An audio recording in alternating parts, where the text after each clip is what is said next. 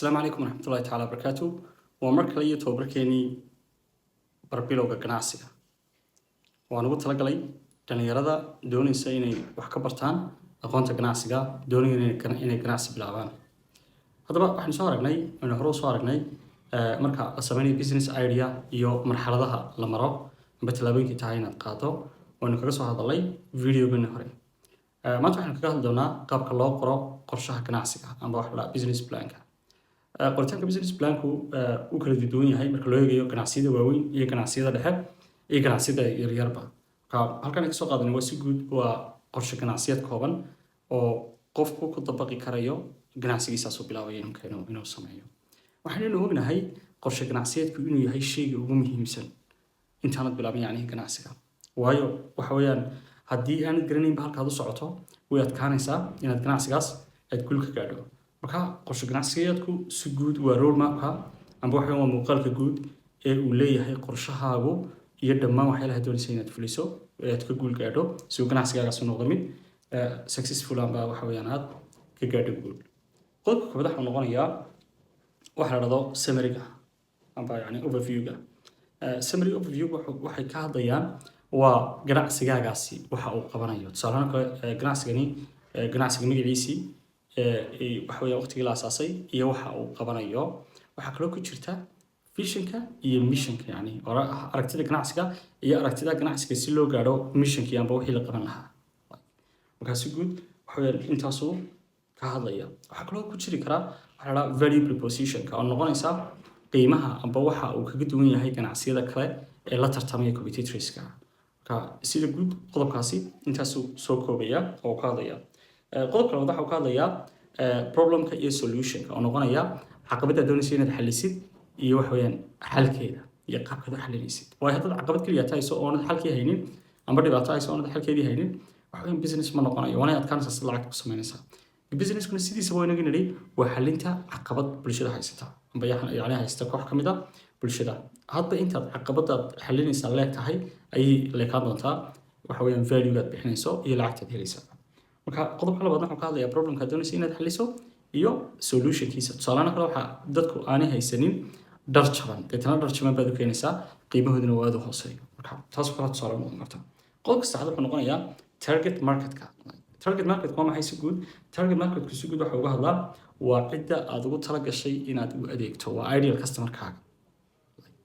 ideal customer muxuu noqonayaa waa qofka aad ugu tala gashay amba waa kooxda aad ugu tala gashay inaad u adeegto ubadka yar bay noqon karaan dumarka khaasay noqon karaan ragga khaasay noqon karaan waxay noqon karaan dhalinyarada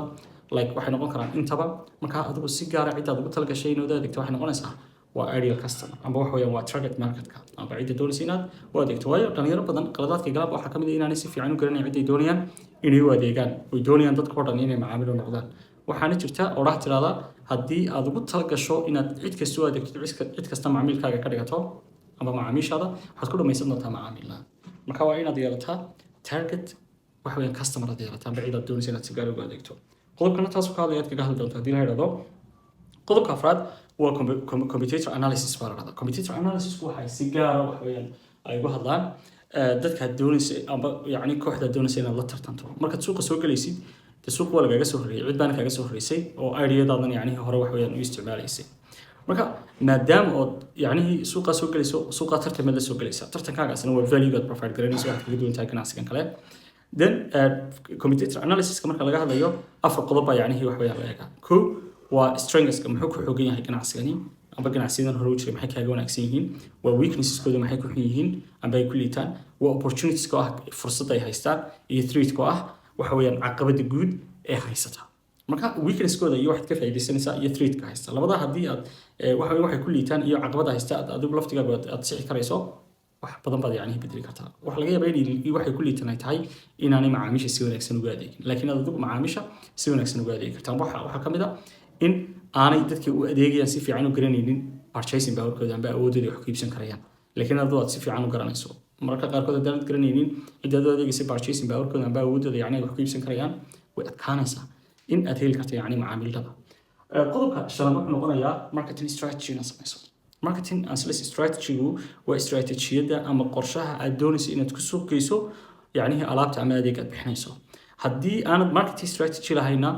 gudcur baad gudaysaa like suurtagal ma noqonayso yani qaabkii yani lagaaga iibsan lahaa baad ku heli lahayd macaamiisha marka marketingku wuxuu adeegaa customerka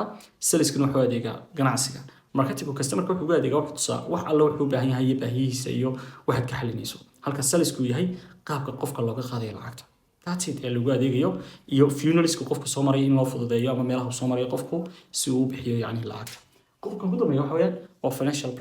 financial projectionku waa qiimaha uu ku kacayo ganacsigaagani inaad si fiican yani u diristo yani haddaad xafiiska haysanayso furnitureka dhex gelaya alaabta dirisanayso haddii waxa weeyaan meel fog aad kasoo qaadayso ama waddan kale aad kasoo qaadso waxa weeyaan qaaditaankiisaas iyo cargogiisaas lacagtaada waa inaad si fiican u garanaysaa lacag kasta amba qiimo kasta uu kaaga kici karayo businesskaasi marka si guud qodobadani amba waxa weeyaan 6 qodob waa 6 qodob oo aad muhiim u ah marka la taagan yahay dhanka ganacsiga si gaarana loo taagay business planka waxaan rajeynayaa inaad fahamteen wixii su'aalaha waad soo weydiin doontaan asalaamu calaykum waraxmatullahi taala wabarakaatu